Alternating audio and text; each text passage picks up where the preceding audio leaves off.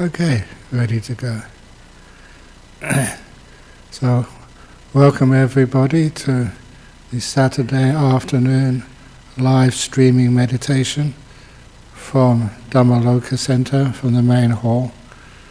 And today, because of the government regulations, that we can only do live streaming, even though it is 3 o'clock in the afternoon. There's no one in the hall except for the AV person.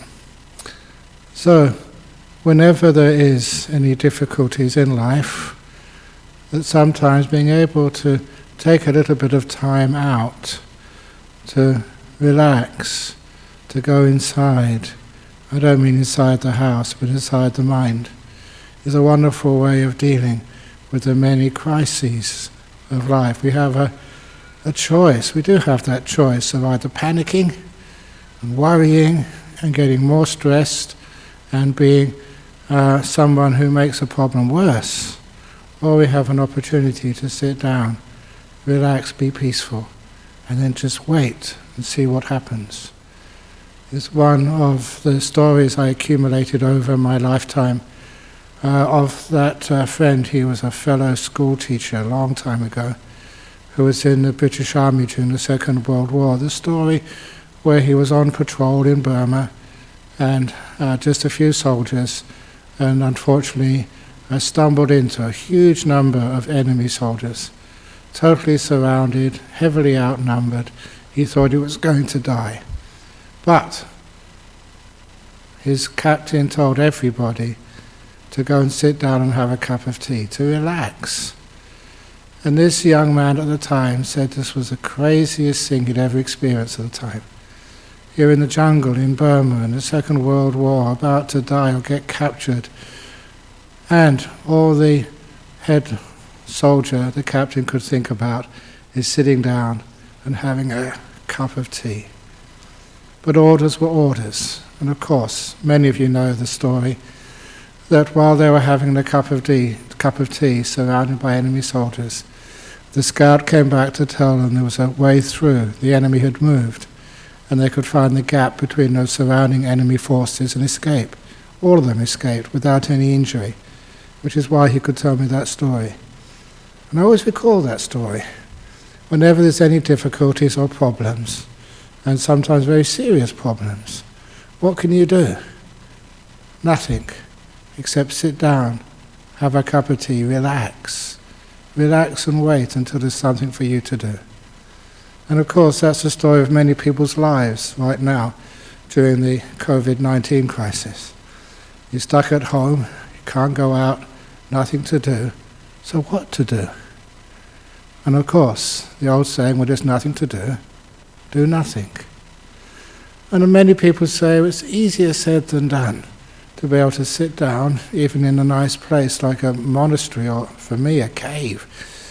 To be able to sit down and do nothing. How do you do that? And this is why we meditate.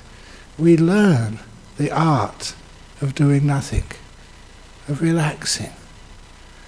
And sometimes we say, well, how do you do nothing?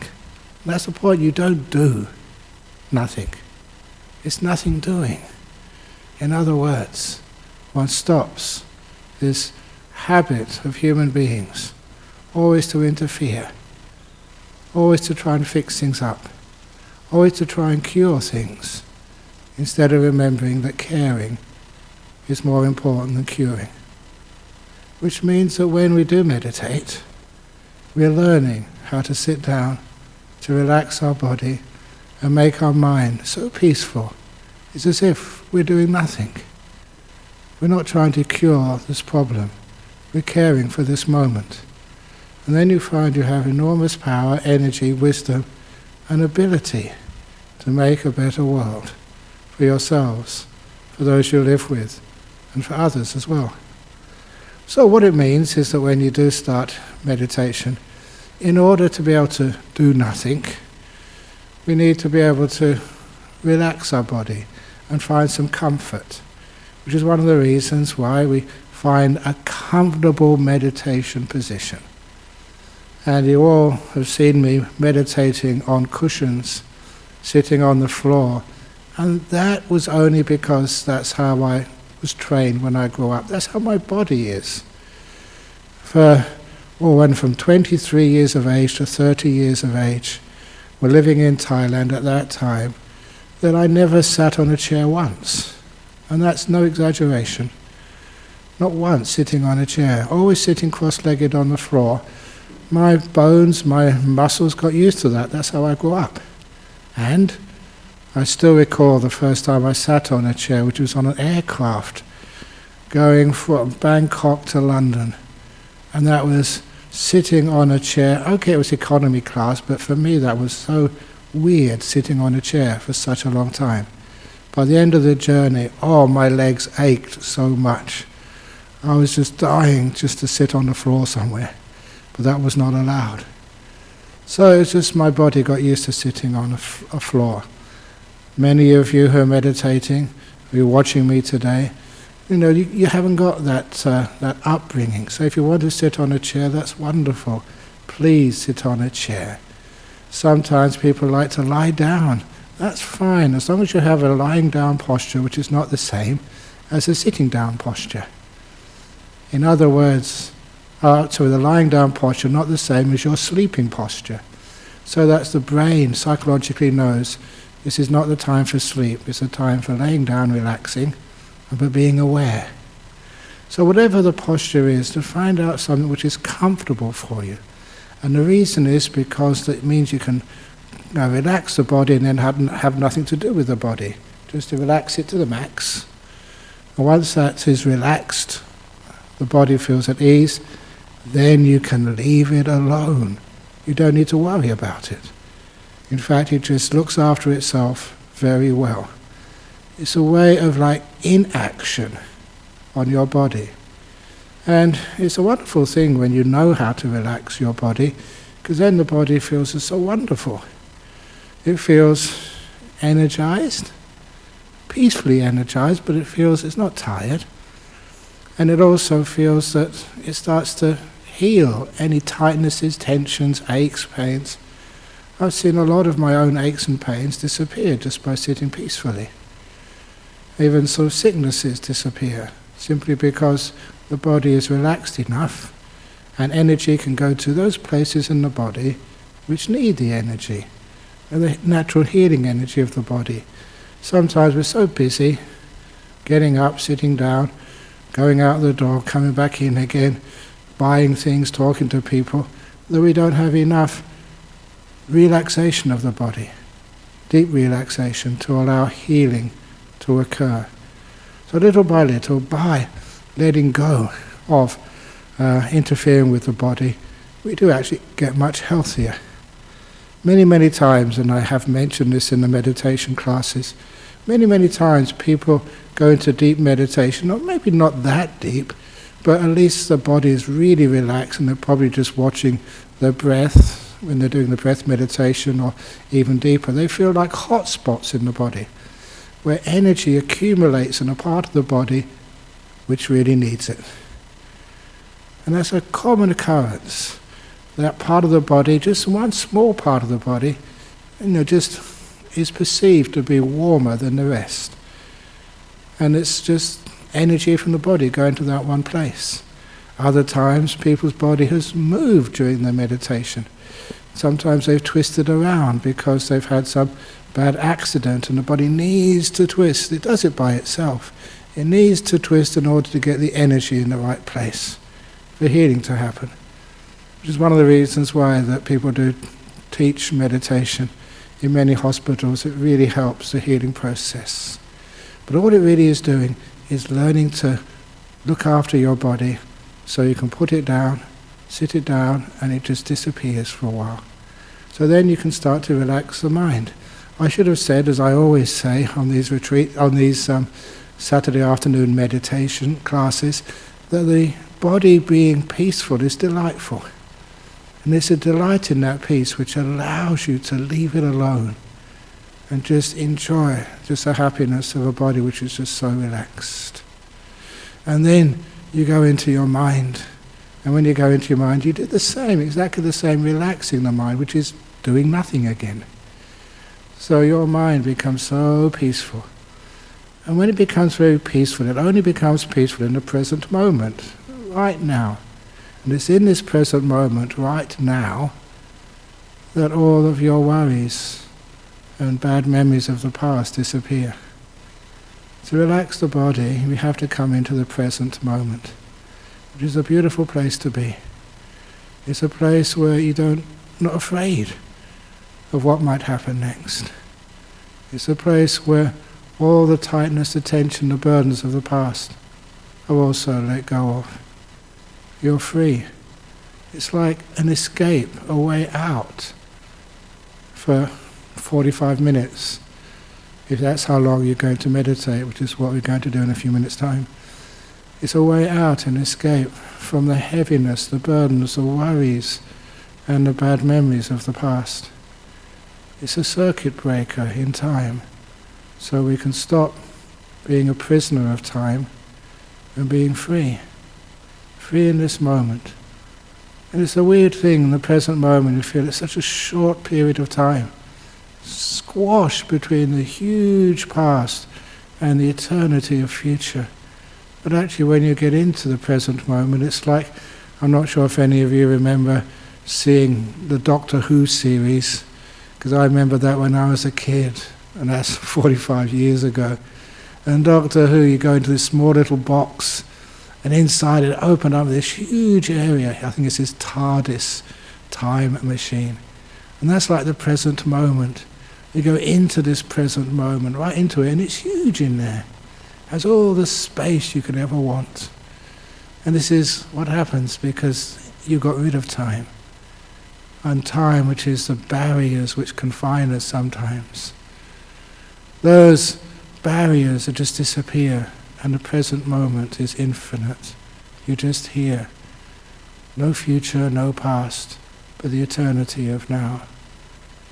Eternity, that's just the word I try to grab, but it's just the no boundaries of now. And in there, of course, is a great sense of freedom. And because it is in the present moment, you don't have to aim for anything. The future is just disappeared. There is no arrow to shoot your hopes, your wants at. And because the past has vanished, all bad memories are memories of just can't reach you. You've let go of the past and you've abandoned the future for a while. And this is what we do in meditation. You come to this beautiful present moment. It's very, very delightful. It's a happy place to be. And when you're in a happy present moment, your mind gets even more peaceful. Because there is no baggage from the past, there's nothing to worry about what happened, who did it, who's to blame, how can I fix this up so that next time it doesn't happen. All your hopes, dreams and fears of the future all disappear. And you're in this moment, which means that you are so more free. You're relaxing and resting. Now in this time of when our lifestyle has changed immensely, just even so far, and we're not quite sure where our lifestyle is going to go after the COVID, we eventually will pass. And sometimes the planning and worrying, it just causes us to be even more sick. It's wonderful to be able to be a person who can relax so much, can rest so much, can respect the present moment more than all the fears of the future, which means you are a peaceful person. You're finding something very useful to do in the so-called lockdown. Lockdown? I call that freedom. Just being confined in one space. If you know what that space is, it's huge. Being in the present moment and being silent. In the silent, this present moment is so much you can listen to, you can hear, you can feel. So much more you can know when you're not so tired from running backwards and forwards in your life. So this present moment and the meditation is a wonderful opportunity, not just to relax, but to become alive, to become energized and clear and really mindful and perceptive. and happy, really appreciating the happiness of just being and not going anywhere and not dragging anything from your past. Now is where your future is made. So I invite everybody to join me in this 45-minute beginning guided meditation. In about 20 minutes I will leave you alone just to be peaceful, and then I will end the meditation when I start speaking again. I invite you all to come with me on this journey into the present moment, relaxing, delighting in now, and just seeing how beautiful this moment can be. So, invite you all to get into your meditation posture, whichever that is.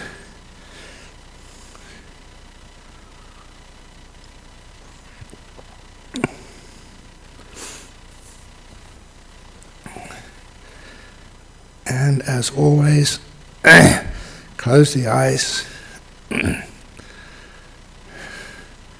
It's easy for me to close the eyes. In this hall there's no one to look at, except for the audio-visual operator.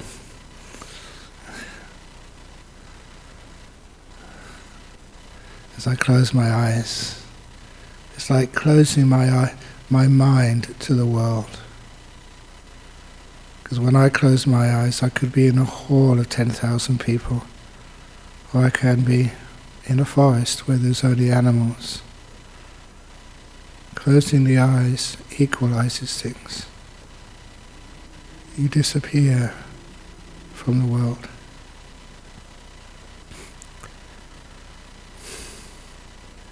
And when the eyes are closed, I train myself, got into the habit of feeling my body with my mind. How am I? How is my posture?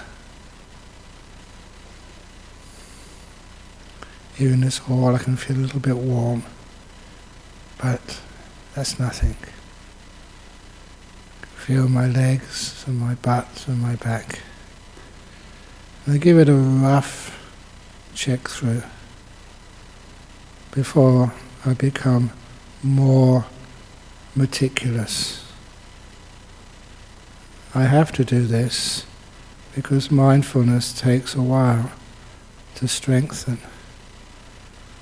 When my mind is not obsessed or taken up with visual data, it starts to get more space, especially for the physical feelings in my body. The mindfulness gets stronger. So now I can become much more aware than even a minute ago of the feelings in my legs. And I start down there, asking my legs how they feel.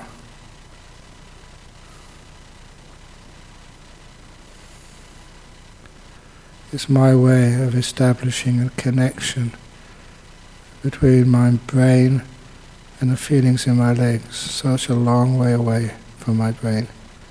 But I ask my legs, how are you? And I listen attentively. And if my legs have any tightness, tension anywhere,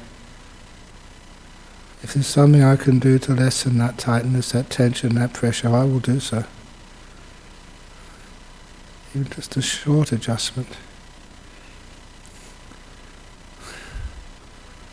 Sometimes it hardly makes a difference, but the legs know that I care, that I'm on their side. That by itself creates a sense of relaxation. Even parts of your body can become tense, and just focusing on them, caring for them, relaxes them, even without touching them.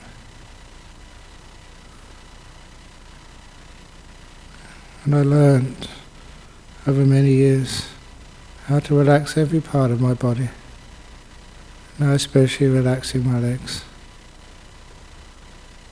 If I find any part which is tight, it's like The muscles are being pulled apart, stretched, under strain.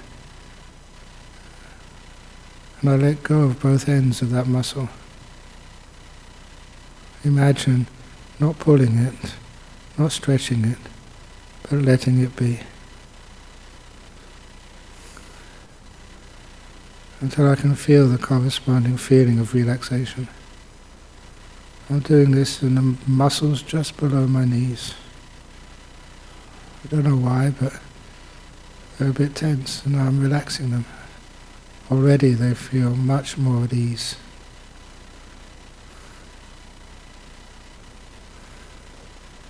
And only when my legs are comfortable, the best I can get, do I move on. Move on and up to my butt. It's now sitting on a cushion. Had a bit more chance to get a good posture beforehand today. And my butt feels pretty good. But if I want to, and I think I will, just adjust it a tiny bit.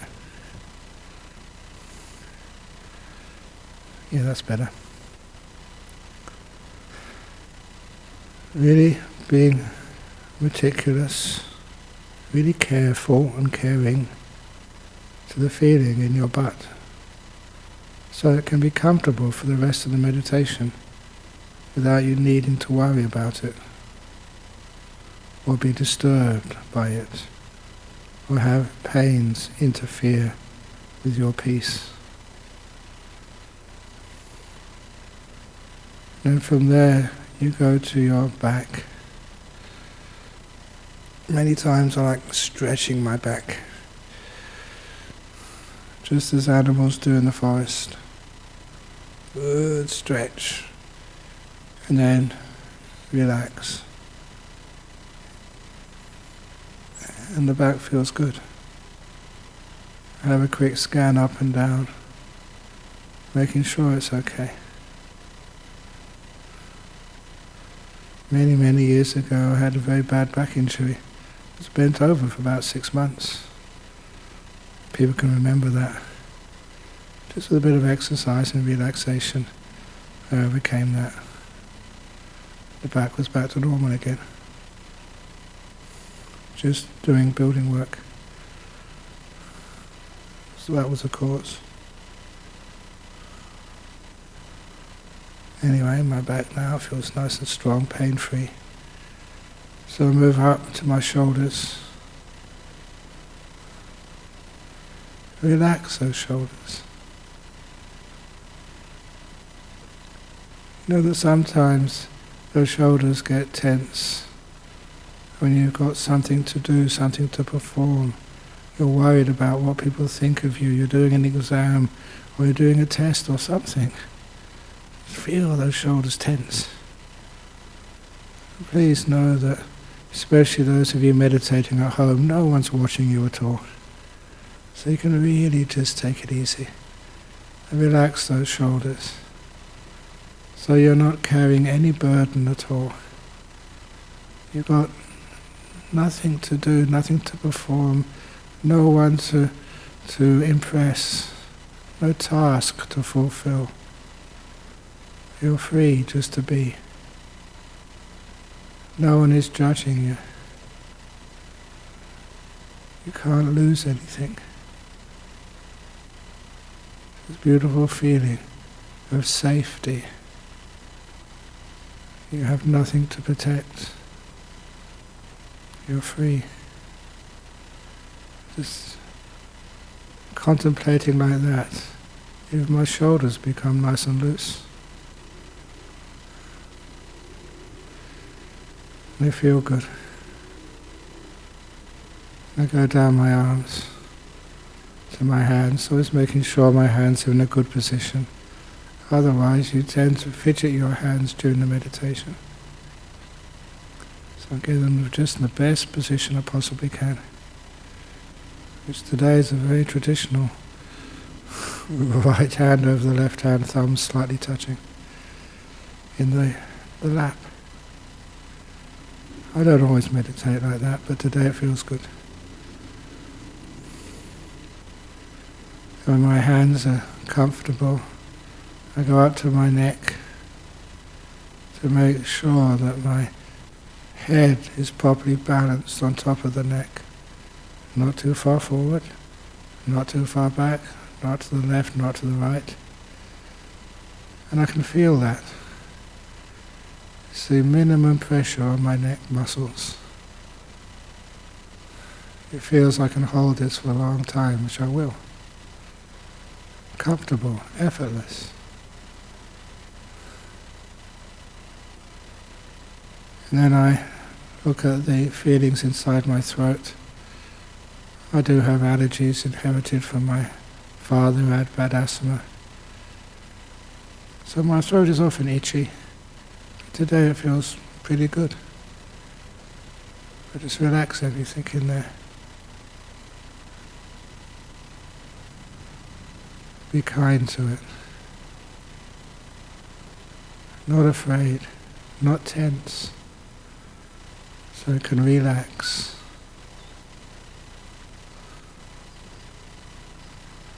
Then I go up to my face, relaxing the muscles around my eyes and around my mouth. So my face feels free and open. Not afraid, not anxious, not trying to put on an image of anything, just totally relaxed.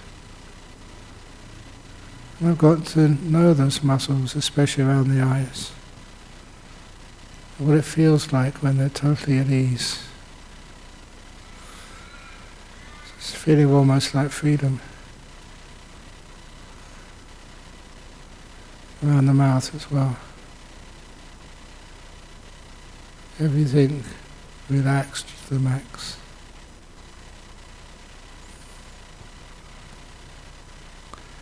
Lastly, I look at my whole body, having relaxed part by part, aware of the body as a unit, one thing, just sitting here, having been cared for about 10 minutes. And the body responds by being so at ease. And I look for the delightful feeling of relaxation. It's a certain type of pleasure where everything is loose and free. Compare it to when you first wake up in the morning, you don't have to go to the toilet. You feel so relaxed in your bed.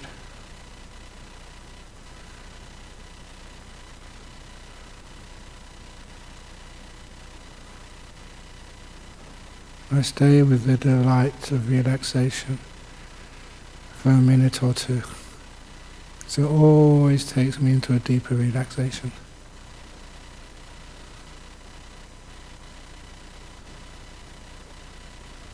It makes my mind happy, content.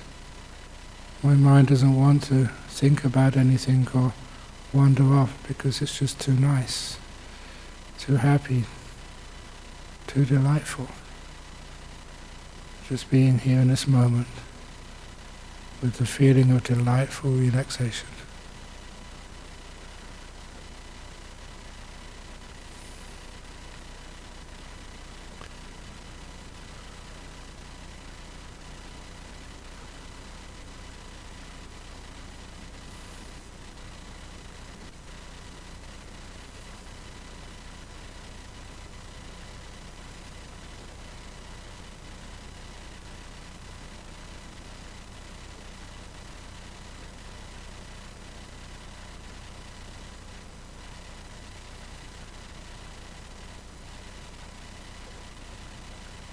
And then I move on to relaxing my mind.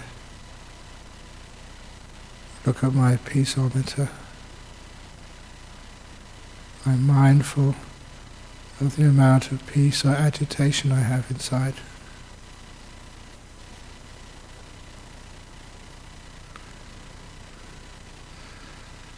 I just adjusted my robe. Now I go to my peaceometer.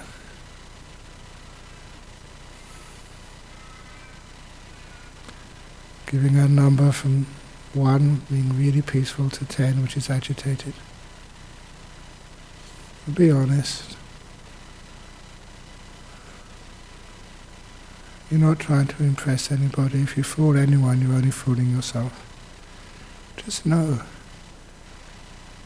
And know what makes you more agitated. And know what makes you more relaxed inside, more peaceful. And you can feel peace. It's a very delightful experience.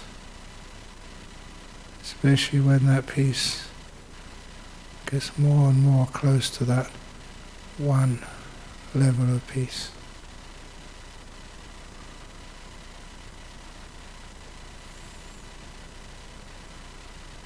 And you should begin to notice the insight that when you wander off to the past or the future, you are just agitating your mind. When you stay in this moment, the peace increases. You're going inside. Just being here, being now.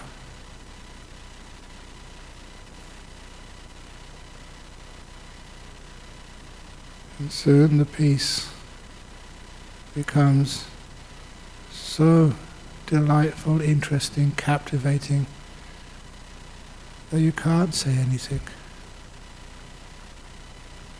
No more than you can say anything when you're listening to a great piece of music. You are silent inside because your mind is satisfied and content with the joy of even this stage of meditation.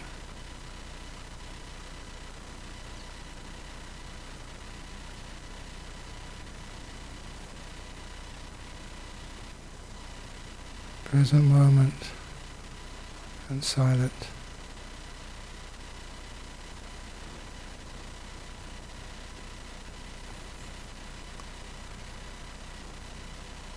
And soon you'll be able to be aware of your breathing. It's not that you look for your breath. It's like the breath comes to you. And it's a natural breath, not forced. It's like you always breathe when you're not watching.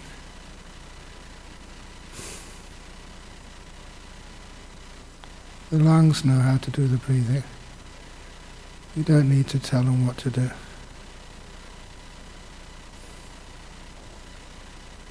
And the breath being very peaceful.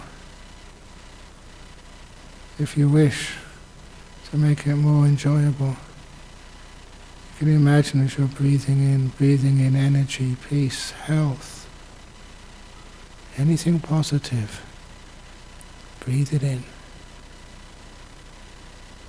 As you breathe out, let go. Let go of any worries, concerns, illness, tiredness. Breathing in peace, energy.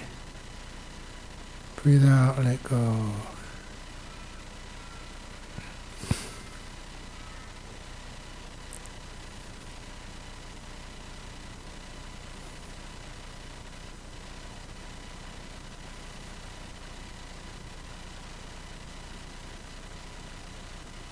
But don't force it, so the mind can relax. Breathe in beautiful breath. Breathe out beautiful out breath. Sometimes this is like sitting by the beach alone, just watching the waves slowly come in and then fall away again. slowly come in, breath coming in, slowly going away. And you're just sitting there, effortless, enjoying this moment, the waves of breath coming into your body and then receding. They can be big waves of breath, short little waves of breath. Let your body decide. Your job is just to do the watching, to be the passive observer. In this moment, there's no need to take mental notes. Anything important you will remember later. Now we are silent.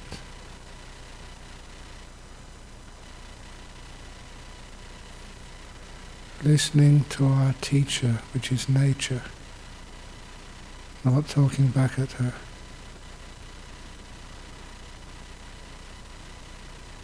Breathing in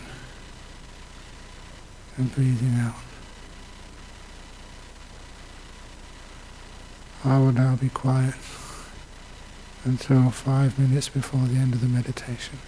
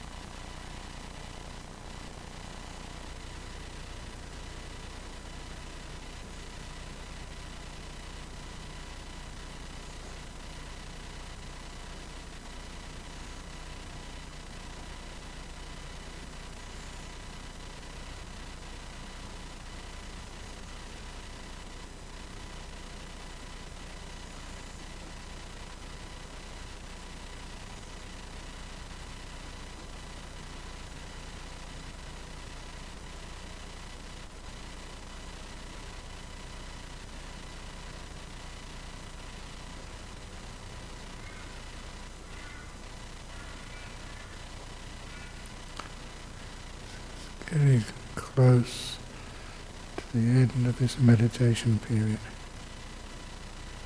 Don't open your eyes yet.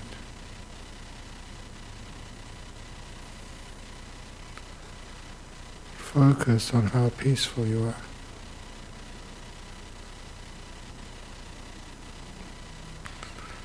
And why? What caused the peace you feel right now?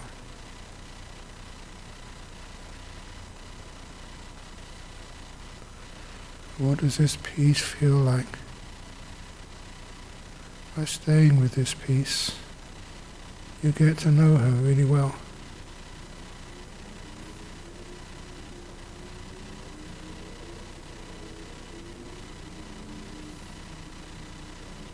Peace becomes your friend.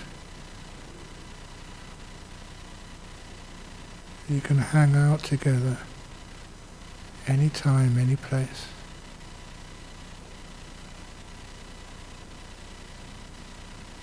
And enjoy deeply the company of a peaceful mind.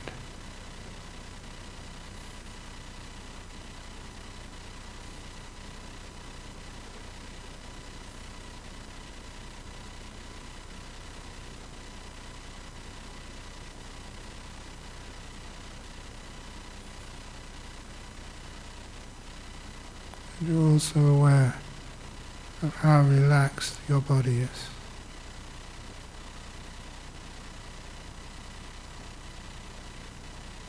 Has been able to sit still without moving for such a long time.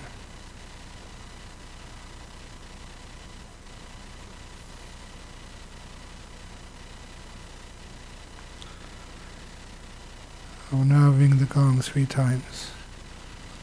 When the gong finishes sounding for that 3rd time, you may open your eyes to come out from the meditation.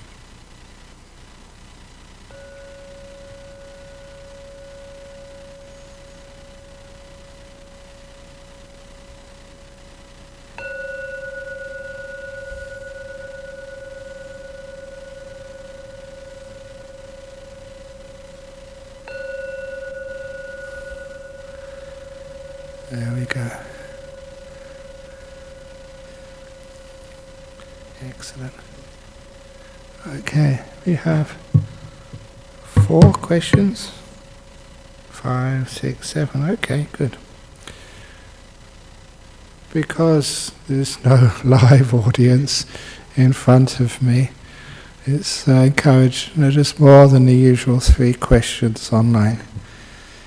So first of all, from Malaysia, why would I experience headaches sometimes while meditating? And first of all, just look for the physical causes. Are you dehydrated when you're meditating? Make sure you have plenty of water. Dehydration in a hot country like Malaysia can cause headaches. Number 2, are you doing that type of meditation where you focus on the tip of your nose? There's people who just focus on the tip of the nose. I often do this in retreats. I'll take my glasses off if you can see me on the camera. And if you focus on the tip of the nose, you have a look at my eyeballs. Your eyeballs go to the tip of the nose, and if you hold that position for too long, being cross-eyed, of course you get headaches. And that was honestly the reason why many people, when I first went to Malaysia 20 years ago or more, that many people were complaining of meditation headache, samadhi headache, because they were focusing on one point of their body, not realizing that even though their eyes were closed, their eyes were pointing there too. And keeping that unnatural position for too long created a headache. And if that's not the case, it means that you're trying. The mind is just forcing itself to get somewhere or be something in the meditation, which is one of the reasons why that we get tired, we get headaches. So when you start meditating, remember this is a meditation not to get things, but to let go of things. It's not to get enlightened, but to get relaxed. Enlightenment will come next. But if you try and get something, achieve something, do something. It's just more of the same which we do in our lay lives. We're just doing something to get something. And that's just stress. So there's many reasons why a person may get headaches, but it's, if you really do meditate and know how to meditate well, headaches disappear, stomach aches disappear, cancers disappear. So much stuff vanishes just when you are relaxed deeply. So you may start with a headache. Sometimes I'm not sure what happens. Actually, very rare I get headaches these days, but I used to get headaches, and if you get a headache, I just relax with it, not trying to get rid of it, not trying to cure it, but caring for it. And little by little you get more and more and more relaxed. The body vanishes, the mind becomes joyful, and the headache is gone when you come out of meditation. It's usually when you're trying to do something. The next question from Spain. It's a doctor. And it's amazing just what doctors are doing all over the world, but especially in Spain where there's so many fatalities and also difficulties with the COVID pandemic. As a family doctor, this week I had to use palliative treatment for 3 elderly patients that in other circumstances will still be alive. In the coming weeks, even younger people will likely face the same circumstances. Do you have any advice how I can better handle the process to comfort family through the terrible circumstances? I have to use the telephone as we cannot be present with my patients. No, it's always the case there that as long as caring for the patient, caring for the family, a lot of times people realize, they read the newspapers, they just see the news on the TV or the internet, they know what the situation is. And as a doctor, you're doing your very, very, very best. I think probably every doctor, especially in a country like Spain or Italy or in New York, is just going that extra mile for everybody. But these are your limitations. The limitations of nature mean that you cannot do what you would have been able to do in other circumstances. You too are limited. This is only a small thing, a small experience. But I recall the last time I had the flu, this was just the ordinary flu, but I was bedridden for a week or two, and I was disappointed because I was due to go on a retreat, just as a participant with Ajahn Brahm, the great Sinhalese monk. And I was disappointed, but a couple of days into my flu, just really feeling terrible, in bed, not being able to get up and do anything, there was a telephone call from one of my disciples here in Perth. And this is actually true. He'd fallen off a roof, hit his head, and some damage had happened in his head. He started dressing up like Elvis Presley and becoming like an Elvis Presley. And he became just crazy. And I was the only person he trusted enough to calm him down. And very often his wife would call and say he's going through one of his things again. And I would either talk to him or he'd come and visit, and I would calm him down, he'd be fine. When his wife called that day, I said, I've got the flu, I can't do anything. And he killed himself that afternoon, committed suicide. That was all I could do, to help him as much as I could, but on that day, there was nothing I could do. I've never felt guilty about that. There's no intention to do anything wrong. It was my limitations. And life does give you those limitations. And the doctor from Spain, you're experiencing that right now. So when you talk to the patients, family, be honest. Be sincere that you wished you could do something more. But that's all you can do. You wish them well, so they can help others in the future. So you can help others in the future. That if you worry too much about people, you can't serve them. Of so many people, you can help only a few. And I don't know, doctor from Spain, it does help, I'm not sure, it helps me knowing that there's such a thing as rebirth. And if these things happen in this life, there's another opportunity to live a longer life, to learn more. Sometimes this is all part of our life of learning. And we have lessons which are very hard lessons sometimes, such as the one you have. You use palliative treatment for 3 elderly patients, and they're maybe dead by now or soon will be, and others will be alive. That's all you can do. You are caring, you are trying to be as kind as you can with limited resources.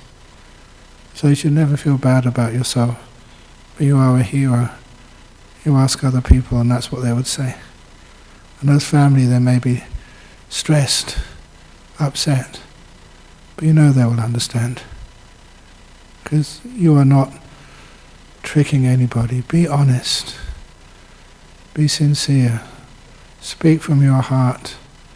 Cry with them. And then, in that authenticity, that you'll connect with them. And you'll be at peace with them. Someone from Malta. When I encounter a stressful event or difficult ultimate person that I cannot avoid, I get so anxious and restless that I cannot meditate. What do you suggest, please? If you've had a stressful experience, please leave that in the past.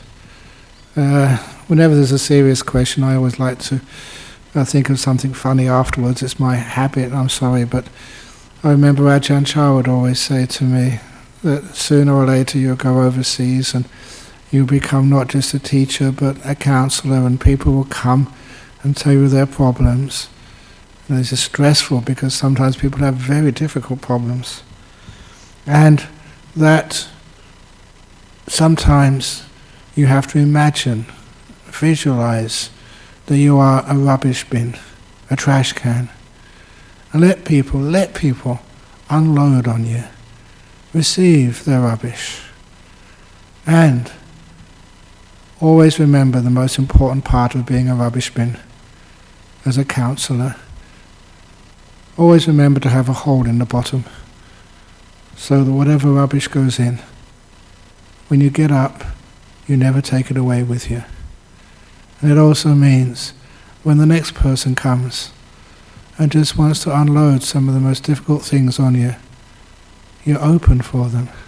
You're always free. You never carry the past into the present, let alone into the future. So you have a stressful event, a difficult person you cannot avoid, and you get so anxious meeting them before.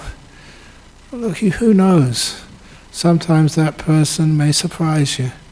If you expect them to be difficult, then you're almost asking them to be difficult.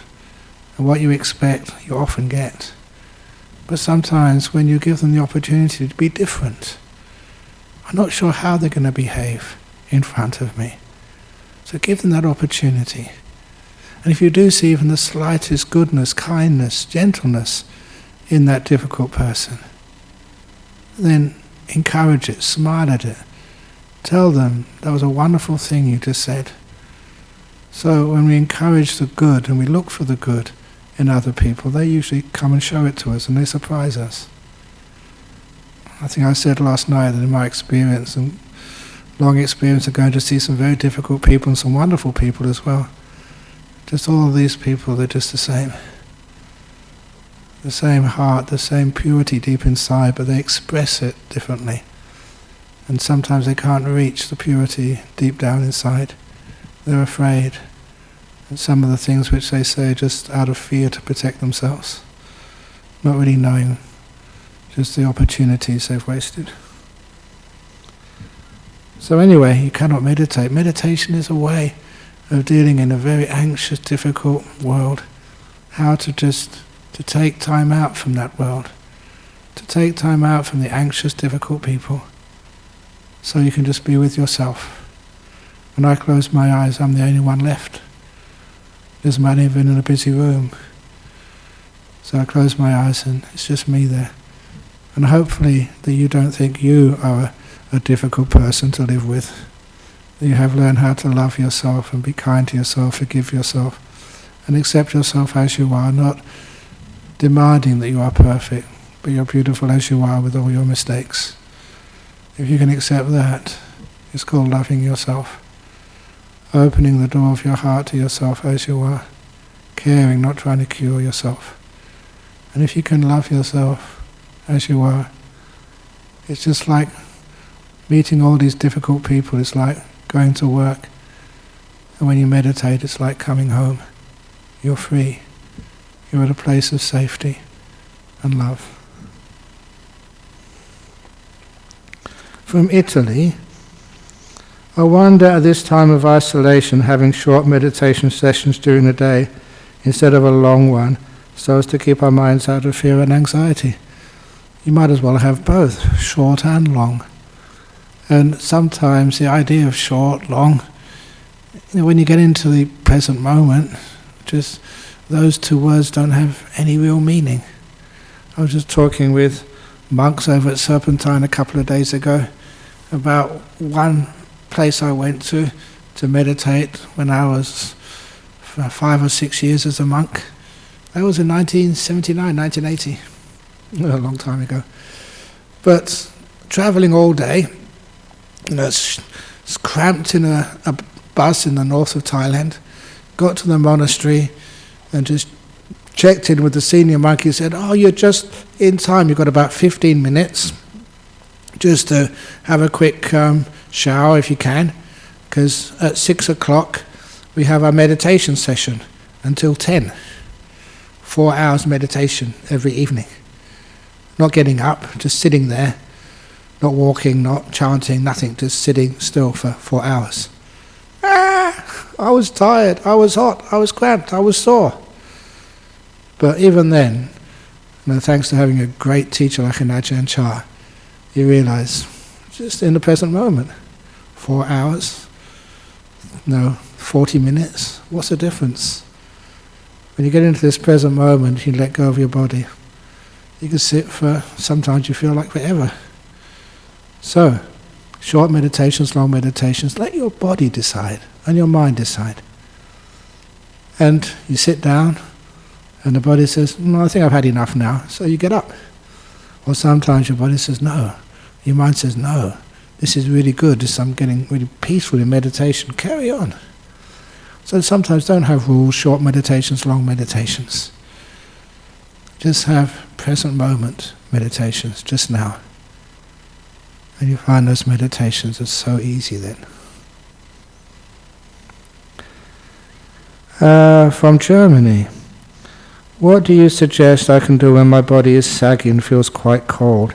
Is there a way to get good posture without straining it? If your body feels saggy, let it be saggy, let it slump. Because something I notice, I used to get tired, I still get tired obviously, but sometimes really tired, working too much or not sleeping well, and the body would sag. And I just leave it alone and still meditate. And what happens so often is once you start getting peaceful in meditation, the body would straighten up all by itself. And those are weird experiences. When I was mindful enough, I never gave that instruction to straighten up. The body did it completely by itself. Just the same way as I'd never give instructions the body to breathe in, breathe out, it does it by itself. Even when I'm fast asleep, my breath keeps on breathing. It's an automatic process. So if you're really saggy, your poor old body needs to sag. So let it, be kind to it. And just watch, and sometimes it will just say, "No, straighten me up," or it straightens itself up. And you're really wonderful and fine. And it feels quite cold. If you're getting sort of sick because of the cold, then put a blanket over you, or sit in a warmer place, but a lot of times, if it's a bit too cold, you maybe do things like that, but sometimes it's cold, but after a while the body just creates its own sort of heating, and you feel just comfortable. The body just basically is not a problem, it disappears. But of course, you should all know the Buddhist climate control method. If you're cold, keep a warm heart. And if you're hot, keep a cool head. From Poland, yesterday after many duties at home, I was frustrated. Anger arose and I yelled at my kids. Do you have a method for me beyond meditation? Yeah, just go to your kids and say sorry. Forgiveness.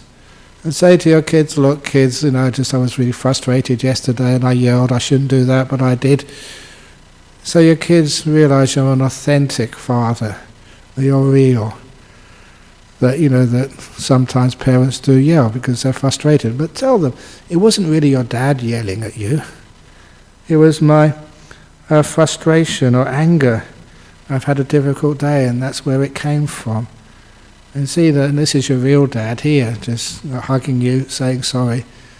So what you're teaching your kids is you don't have to be perfect to be a father or to be a mother. All you need to do is to be kind. To recognize your faults, admit them, let people know, and say sorry. And from the east coast of Australia, since the coronavirus, I've witnessed hostility and blame towards Asians. What would you say to those individuals holding such an opinion? What would you say to those individuals receiving this behavior? It's sometimes that whenever there is sadness and difficulty in this world, we always like to put the blame on somebody. Blame the politicians, blame the system, blame your parents. Sometimes people even blame themselves and get depressed. And the blame game never helps anybody. And so, blame towards Asians. I think many people should know that I am an Asian. I'm Caucasian. We're all Asians. And so Asian, Caucasian, and we live in a world now that, you may look like a Westerner. What do you mean a Westerner? In Australia, we're Southerners. They never call Australia, they call the Western world the Eastern world, but somehow Australia's left out. We're Southerners. But anyway, just sometimes when somebody does criticize you or has hostility and blame on you, you realize that it's because they're frustrated and they're suffering. So don't worry about what they're saying. Just, poor things, give them compassion back, if you possibly can. And for those people having such opinions, I just realize I'm not sure what news station they're watching, but in the real world no one is to blame. This is our life. Sometimes these things happen and we have to accept them without blaming, because if you blame other people, soon you'll be at the receiving end of blame back, and you can realize what it feels like. And again, in the end, they can't blame you. How can a person really know what you're responsible for, what you do and what you can't do? It's just like that poor doctor who sometimes can only give elderly people palliative care. Can't she be blamed for that decision? She has no choice. This is the limit of what she can do. And she's always doing way more. She's probably so tired, probably doesn't hardly see her family, working really just long shifts, trying her very best. How can you blame anybody like that? How can you blame anybody in this world? We have so many restrictions, so many limitations. And if we can be kind rather than blaming, it makes a much better world. So the person who receives blame, you're learning just what blame is like, how it is to feel it when it's totally undeserved. So use that as your learning experience, So you never blame anybody. Okay, so thank you all for listening to today's class. That's the last, the 7th question. Went on a little bit longer because I wanted to give people an opportunity to ask those questions. Sometimes the 2nd and the 4th Sundays of the month we have a sutta class, but today is not, it's the 5th Sunday of the month. If people look at the calendar, so there's no sutta class. Tomorrow is the 5th Sunday, so there's no sutta class tomorrow. We're not quite sure whether we're going to do sutta classes, but keep on tuning into this channel, and I think that maybe there is, and I'm not sure. Probably not, but who knows what the future may be. But certainly next Friday I will be here, and Saturday too. So happy meditating. Ajahn Brahm signing off from Dhammaloka Buddhist Center in Nollamara, Western Australia. May you all be peaceful and happy and well. Thank you.